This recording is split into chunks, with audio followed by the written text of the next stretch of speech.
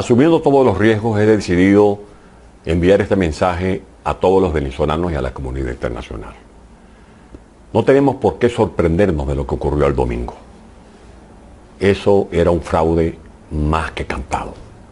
Sabemos perfectamente que los poderes públicos se han convertido en aparatos al servicio de un régimen totalitario, de una tiranía que este domingo reincidió en seguir golpeando, destruyendo nuestro Estado de Derecho, apoyándose en 7 magistrados de naturaleza ilegal y en una fracción de la Fuerza Armada Nacional.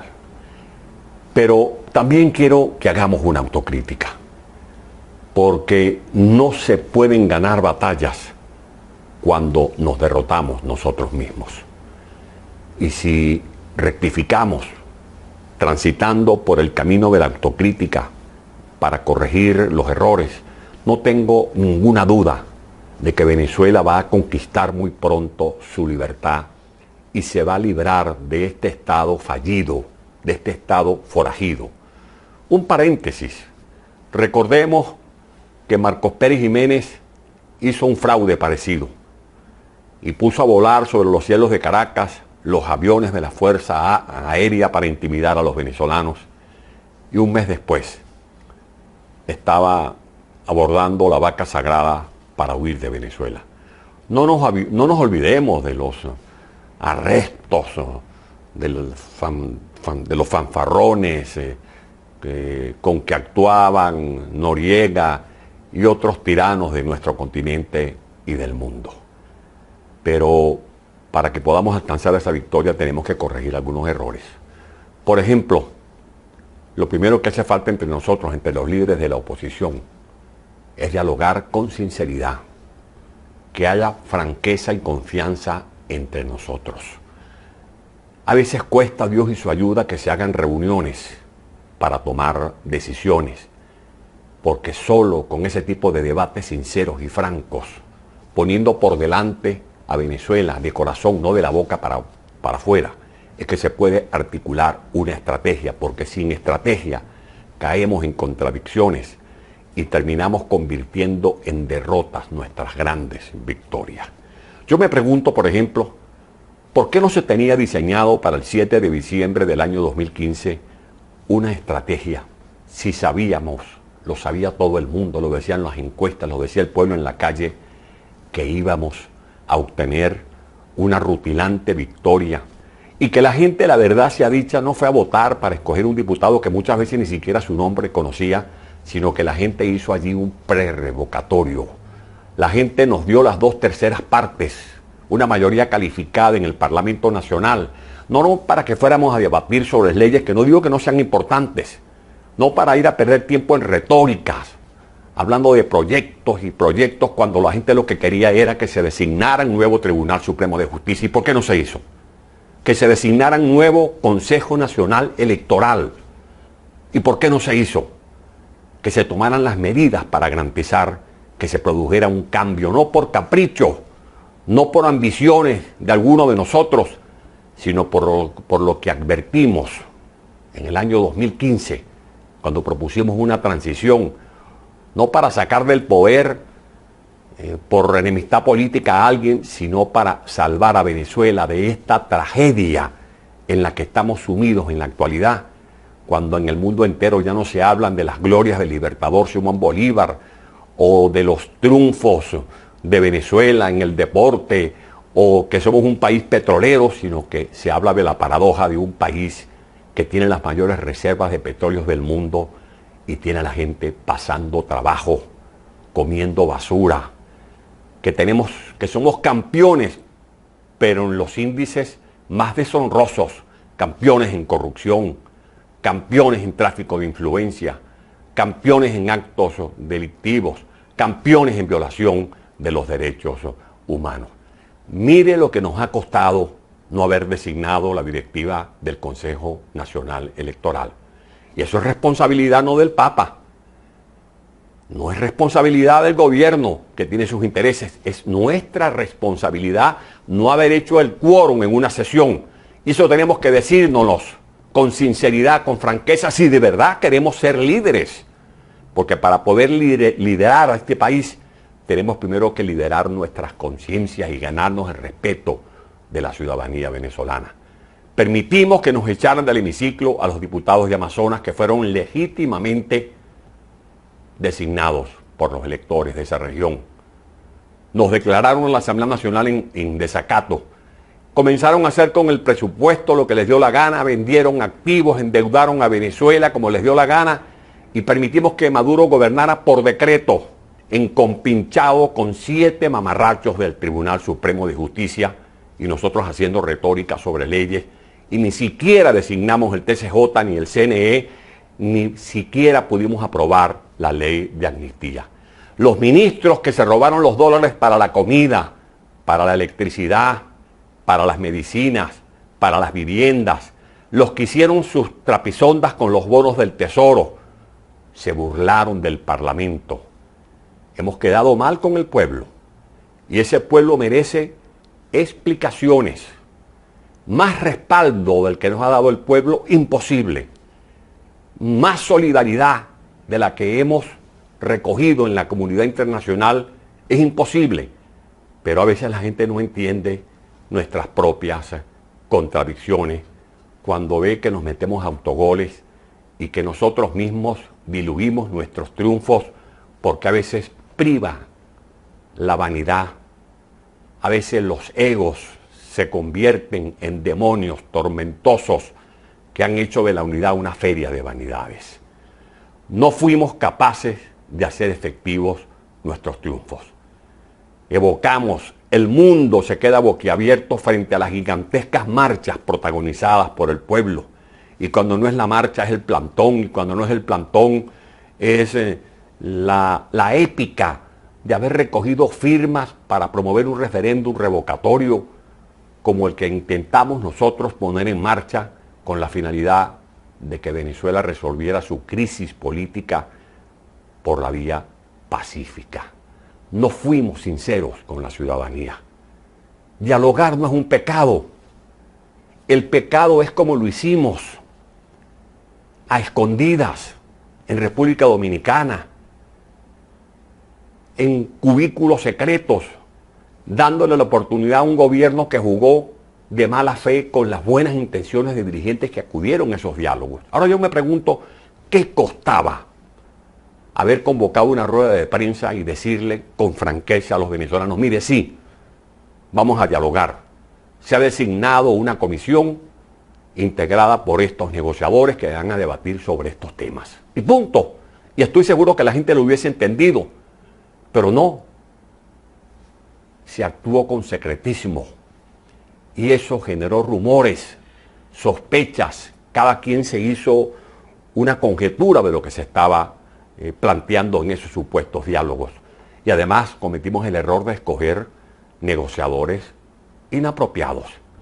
Allí han debido de ir los jefes de los partidos políticos. Y allí no se ha debido mandar a nadie a negociar la libertad, ni la mía ni la de otro, porque más que la libertad mía o la de otro, aquí lo que debe prevalecer siempre es luchar y buscar la libertad de Venezuela. Allí entregamos el referéndum revocatorio. No se dijo una palabra, ni un Padre Nuestro le rezamos al referéndum revocatorio y lo enterramos sin hacerle siquiera un novenario. Entregamos la marcha Miraflores. Entregamos las banderas del juicio político. De broma que no entregamos el Golfo de Venezuela. Y después queremos decir que el culpable fue el Papa. No, yo creo que los culpables fuimos nosotros. ¿Por qué nosotros aceptamos esos mediadores? ¿Por qué Samper y no el presidente Pastrana? ¿Por qué Torrijos y no el presidente Oscar Arias? ¿Por qué Leonel Fernández y no Tuto Quiroga? ¿Por qué Zapatero y no el señor Luis Almagro? La gente marchó 1 y 1000 veces, la gente firmó 1 y 1000 veces, la gente votó a ciegas por esos candidatos, dieron sus vidas, dieron sus empleos, pusieron en riesgo sus negocios y esa gente esperaba mucho de nosotros. Este gobierno ha jugado sucio. Y recordemos que ni siquiera un Dios, ni siquiera Dios puede trastocar en derrota la victoria de quien se deja vencer a sí mismo. Y por lo tanto, es importante de que de ahora en adelante nosotros digamos con mucha determinación, Venezuela no se rinde. Venezuela va a alcanzar sus metas. Los venezolanos no somos perdedores. Por eso estamos en la historia como un pueblo de libertadores. Pero eso sí, no sigamos buscando salvadores. No sigamos buscando por los lados al Mesías, al hombre a caballo, al que va a venir con una cabalgata a hacer el trabajo por la dirigencia. No, somos nosotros, con este pueblo abnegado, el que debe buscar el éxito. Y el éxito está en la habilidad de aprovechar cada desliz, cada caída, cada traspiés, cada fracaso, sin que perdamos el entusiasmo, como decía ese gran hombre que fue Winston Churchill. Debemos admitir que requerimos una dirección que actúe con confianza entre nosotros, sin exclusiones, con normas que se respeten, sin sectarismo ni secretismos, sin agendas ocultas ni proyectos individuales que estén por encima de los intereses del país. Vamos a hacer valer la voluntad del pueblo. Ya hay una agenda básica entre nosotros. Lo que tenemos es que desarrollarla y hacerla efectiva, cobrar las victorias del pueblo. Esa primera agenda la marcó el pueblo el 6 de diciembre de 2015. Más de 14 millones de venezolanos acudieron a las urnas electorales.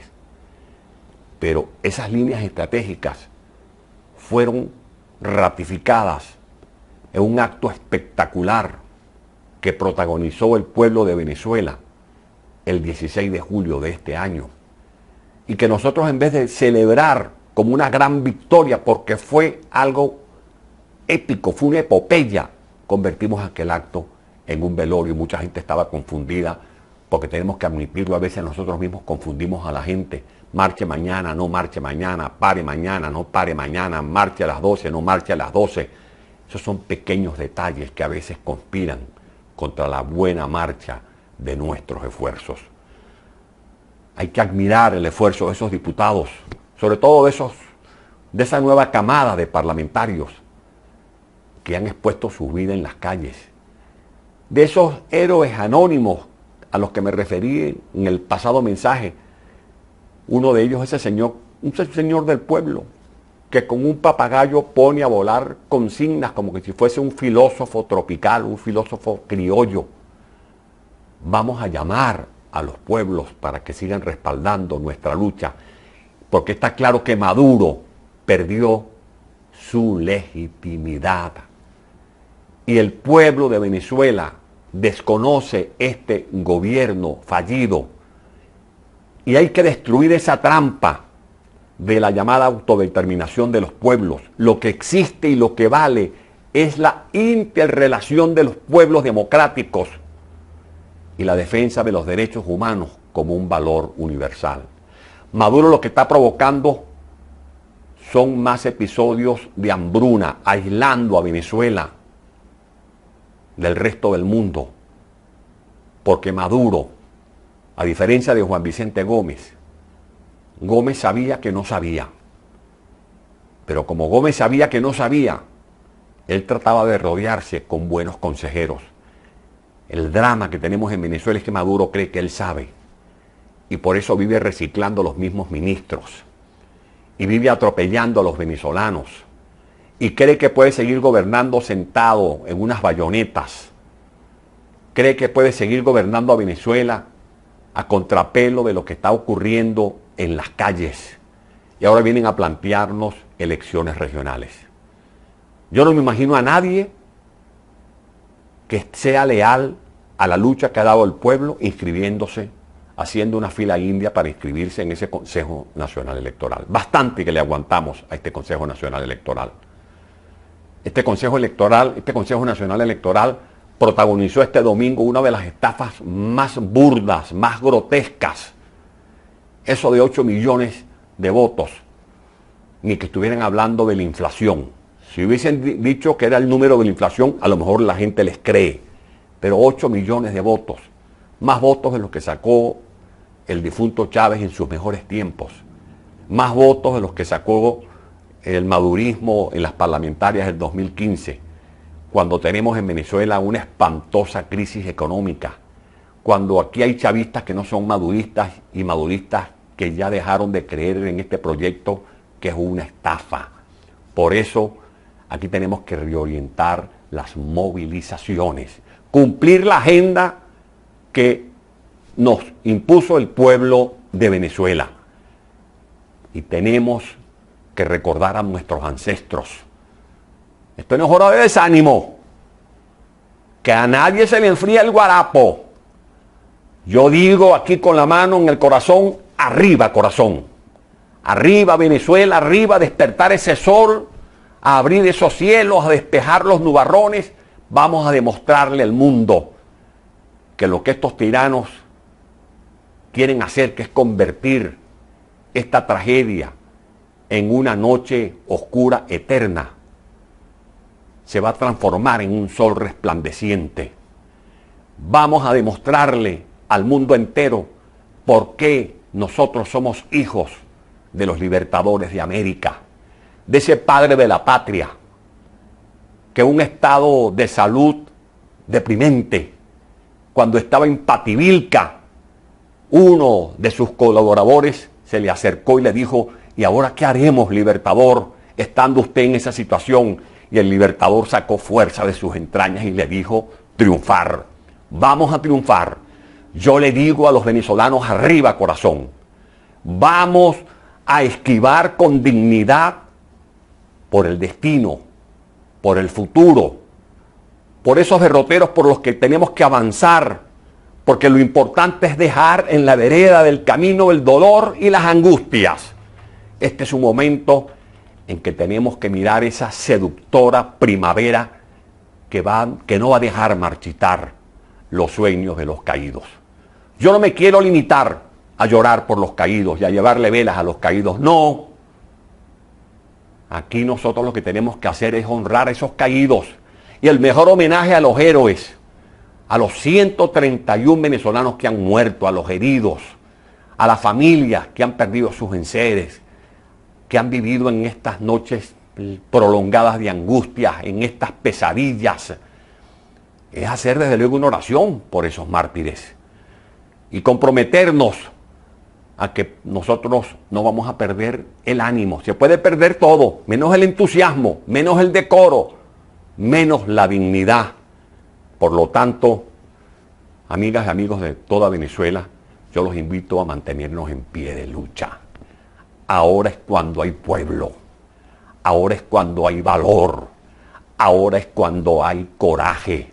No nos van a poner de rodillas. ¿Saben cuándo nos vamos a arrodillar?